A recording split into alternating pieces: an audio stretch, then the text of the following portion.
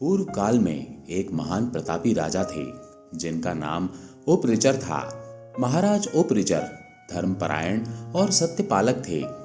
उन्होंने अपने तप के बल से देवराज इंद्र को प्रसन्न किया और उनसे एक विमान और एक कभी न सूखने वाली सुंदर और दिव्य माला प्राप्त की थी।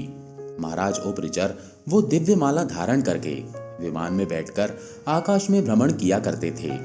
उन्हें आखेट का बड़ा शौक था। वो हर रोज वन में आखेट के लिए जाते थे।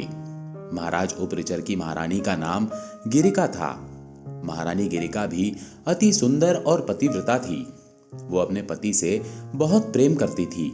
साथ ही वो ईश्वर के प्रति भी बड़ी श्रद्धावान थी।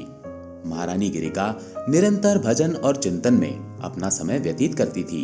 एक बार की बात है, महारानी गिरिका ऋतुमती हुई। 3 दिनों के पश्चात जब वो शुद्ध हुई तो महाराज उपरिचर उनके साथ कुछ समय व्यतीत करने से पूर्व ही वन में आखेट के लिए चले गए। महाराज उपरिचर आखेट के लिए वन में तो गए, परंतु उनका चित्त रानी के साथ समय व्यतीत करने की ओर ही लगा रहा। दोपहर हो चुकी थी। राजा वन में एक अशोक वृक्ष के नीचे बैठे थे। शांत और शीतल हवा चल रही थी। पक्षी मृदु स्वरों में गान कर रहे थे। तभी महाराज उपरिचर का चित्त रानी की तरफ चला गया। वे उनके साथ कुछ समय बिताने के बारे में मन ही मन सोचने लगे। उस वक्त महाराज उपरिचर कामातुर हो उठे और उनका वीर स्खलित हो गया। महाराज ने सोचा उनका वीर्य व्यर्थ नहीं जा सकता, अतः उन्होंने अपने वीर को एक दोने में रख दिया और अपने विमान में बैठे हुए बाज पक्षी को बुलाकर उससे कहा, तुम इस दोने को ले जाकर मेरी रानी गिरिका को दे दो, वो इसे स्वयं के गर्भ में धारण कर लेगी।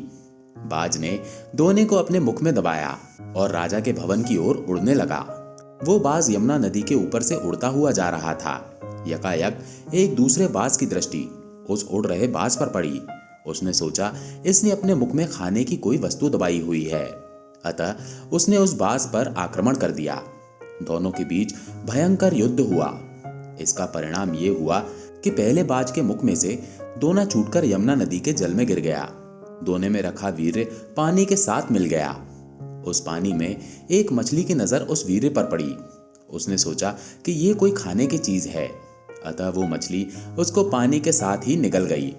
उसके फलतः मछली गर्भवती हुई। कुछ समय पश्चात वो मछली दासराज नामक एक मल्ला को शिकार में मिली। जब उस मल्ला ने मछली के पेट को बीच से काटा तो उसके पेट में से एक बालक और एक बालिका निकली।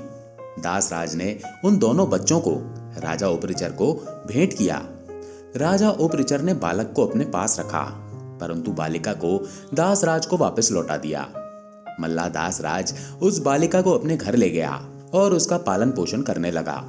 दासराज ने उस बालिका का नाम सत्यवती रखा। वो बालिका मछली के पेट से उत्पन्न थी, इसलिए उसके शरीर में से मछली के जैसी तीव्र गंध निकला करती थी, अतः लोग उसे मत्स्य गंधा के नाम से भी बुलाया करते थे। मत्स्य गंधा धीरे धीरे बड़ी होने लगी। वो अति सुंदर थी। वो यात्रियों को अपनी नाव में बिठाकर नदी के इस पार से उस पार पहुंचाया करती थी। एक दिन की बात है, दोपहर के समय महर्षि पाराशर वहां आए। उन्होंने मत्स्य गंधा को देखा और उस पर मोहित हो गए। उन्होंने उससे कहा, सुंदरी, मैं तुम्हारे साथ कुछ समय व्यतीत करना चाहता हूँ। तब मत्स्य गंधा ने उत्तर दिया, ऋषि, आप ये कैसी बात कर रहे हैं? दोपहर का समय है और लोग भी आसपास बैठे हुए हैं। मैं आपके साथ समय व्यतीत कैसे कर सकती हूँ? तब ऋषि पाराशर ने अपनी योग शक्ति के द्वारा चारों तरफ अंधकार पैदा कर दिया और फिर उन्होंने कहा, अब हमें कोई नहीं देखेगा, तुम निश्चिंत होकर मेरे प्रस्ताव को स्वीकार कर सकती हो। तब मत्स्य गंगा बोली, मैं अभी कुमारी हूँ और अपने पिता की आज्ञा के अधीन हूँ। आपके साथ समय व्यतीत करने से मैं समाज में लांछित हो जाऊंगी। तब महर्षि पाराशर ने कहा, तुम चिंता मत करो, मेरे साथ समय व्यतीत करने के पश्चात भी तुम्हारा कौमार्य बना रहेगा। गर्भवती होने पर भी गर्भ का चिन्ह प्रकट नहीं होगा। तब मत्स्य गंगा बोली, एक बात और, मेरे शरीर में से मछली के जैसी गंध निकलती है।